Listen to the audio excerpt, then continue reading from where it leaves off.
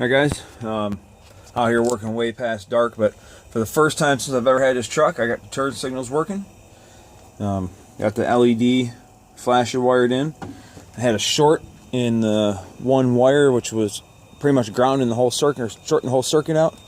As you see, the front turn signal working. Back turn signal's working with the brake light on.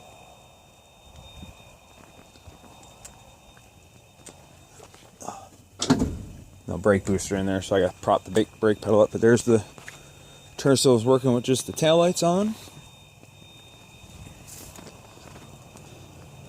Here is the turn signal with just the turn signal. Super happy.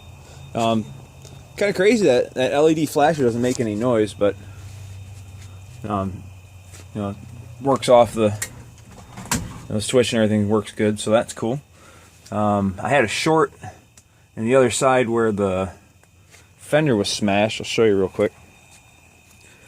This wire here on this side, this socket, you can see where this fender's bent in right here. This socket was jammed down in here and the bulb was broken. It was shorted out and it was just screwing everything up. And this bulb was bad, so I gotta get some new bulbs for everything, and I gotta get this new lens for this.